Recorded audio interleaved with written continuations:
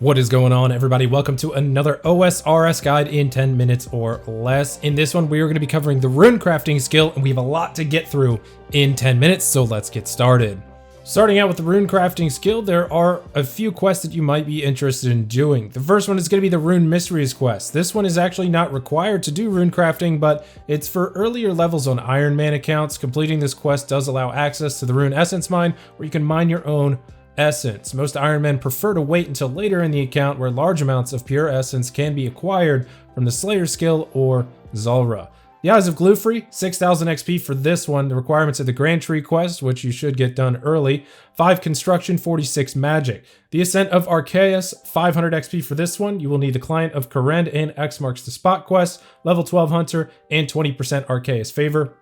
Enter the Abyss. This is a mini quest. This one gives 1,000 Runecrafting XP, but to do this one, you do have to have the Rune Mysteries quest done. If you do complete all of these quests, it will give you 7,500 Runecrafting XP, which will take a new account from level 1 to 24 with no traditional training. This gives a player the ability to start crafting lava runes right away, which we will cover in a minute. Additionally, completing the Enter the Abyss mini quest allows players to acquire Rune Pouches, which hold extra essence. The pouches can be procured as a monster drop from the abyssal creatures inside the Abyss, which is north of Edgeville. At the Zamorak Mage, he will teleport you in there if you ask. These pouches do degrade over a certain amount of uses and will hold less essence as they degrade. Once they degrade, they can be repaired by taking them to the Dark Mage in the center of the Abyss, or using the NPC contact spell on the Lunar Spellbook to talk to the Dark Mage, who can remotely repair them. A small pouch can be used at level 1 Runecrafting and holds 3 extra essence. Medium pouch at level 25 for 6 essence. A large pouch at level 50 for 9 essence. And a giant pouch at 75 Runecrafting with 12 essence in it. First up, we'll check out lava runes. Those who choose to take a more traditional approach to 99 Runecrafting can craft combination runes for a higher experience rate per hour. By far the most popular method is lava runes. Lava runes can be crafted at level 23 Runecrafting. If you did the starter quest listed at the beginning of this video, you'll already be at level 24. This can be done a few different ways, but to keep it simple, we'll cover the most popular method, which is combining fire and earth runes. Players can use dueling rings to bank at Castle Wars, refill their inventory and pouches, then use the same dueling ring to teleport to the duel arena and create lava runes at the fire altar. You could also use a crafting cape or a max cape if you have one of those to save on dueling rings. Normally, the lava runes only have a 50% success rate of being crafted, but wearing a binding necklace will boost this rate to 100%. For this method, you'll only want to use your 2 biggest pouches to keep experience rates as high as they can be. Additionally, having the Lunar Diplomacy quest completed for the magic spell Imbue is needed. With this spell, it allows for earth runes to be used to create lava runes instead of an earth talisman.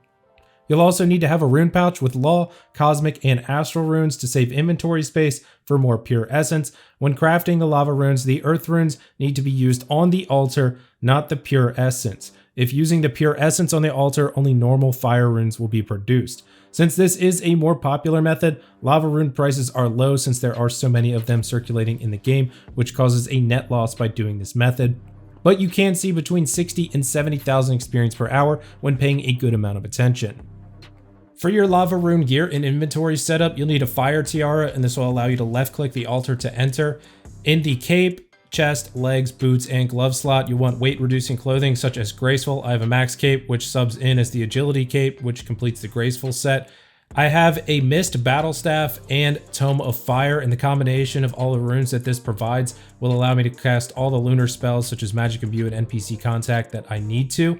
Now with this, if you don't have a tome of fire, you can just use fire runes. You'll have to have a stack in your inventory.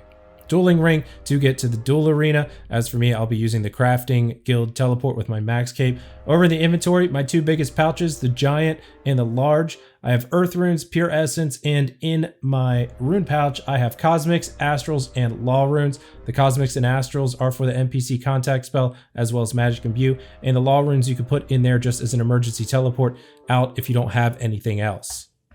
Once you have all that squared away, all you have to do is go to the fire altar, use the magic imbue spell on your way in. It'll give you 12 seconds of time, and then you'll make your first round of lava runes by using the earth runes on the fire altar, empty your pouches, repeat the process, and do it all over again until you have had enough. Our next method is going to be the Orania altar or ZMI altar. This method is particularly nice because it's semi-AFK due to many players looking to turn a decent profit while not paying much attention. For this method to be viable, players need to unlock the Orania teleport in the Lunar Spellbook. This does require the completion of the Lunar Diplomacy quest and speaking to Baba Yaga while on the Lunar Spellbook. 71 magic is recommended for the ZMI training method, as it will allow you to use the ZMI teleport or Orania teleport and NPC contact to speak with the Dark Mage to repair pouches. The Orania method is nice because it can be done at any runecrafting level. Instead of giving specific runes, it will give random runes based on the player's runecrafting level. The higher the runecrafting level, the better runes you'll get, thus more profit is accrued. Players choosing to do this method should wear weight-reducing clothing such as the Graceful set and a Dust Battle Staff and some defensive armor, as there are a couple of monsters along the way that will attack players. The inventory should consist of all available essence pouches, pure essence, and a rune pouch containing mind, astral, and law runes. After level 75 runecrafting, the law runes can be replaced with cosmic runes for the NPC contact spell, because it's pretty unlikely that you will not craft any law runes. Additionally, players have to pay a fee in runes to actually use the bank here. The fee is only 20 runes. You'll want to speak with the banker and select your preferred rune to bank with. Most people use mind runes as they're incredibly cheap and plentiful. After banking, simply start running towards the runecrafting altar. The reason this method is semi-AFK is because it's pretty much always packed. If you don't want to run yourself, use one of your pure essence on another player who's running ahead of you to taxi to the altar. If you follow, sometimes you will get stuck, so using an item on another player is a much better method, assuming they don't stop. But sometimes you might have to run, just depends. Around level 50 runecrafting, players can see somewhere around 37,000 XP per hour. All the way up to 99, players are looking at about 54,000 XP per hour using pure essence. Additionally, at higher levels, the profit rates do get pretty decent at about 400 to 500,000 GP per hour. The last method that we are going to check out is going to be Zeah Runecrafting. At level 77 Runecrafting, players may begin crafting blood runes. In addition to 77 Runecrafting, players will also need to have a 100% Arceus favor. This method of runecrafting is very AFK, very profitable, and is how I actually chose to get 99 myself. For this method, it's also best to have a full Graceful set as well as 73 Agility for the Rock Scramble shortcut back into the mine. If you don't have 73 Agility, this method really is not worth it. Additionally, the completion of the medium Karen and Kebos diaries gives a 5% chance to mine 2 essence blocks at once. It should be noted that regardless of which pickaxe is used, players will always mine at the same speed. The only benefit of a higher mining level is that the essence reserves won't deplete as fast.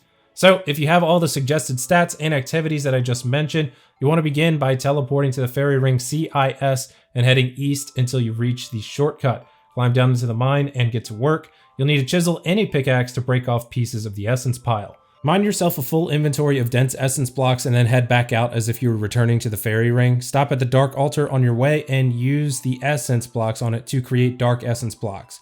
Now you want to return to the mine for a second inventory. As you're running back, use your chisel on the dark essence blocks to create fragments until they're all turned into fragments. Mine a second inventory and repeat the process up to the dark altar. After your second inventory has been converted to dark essence blocks, head to the altar of your choice, whether it be blood or soul.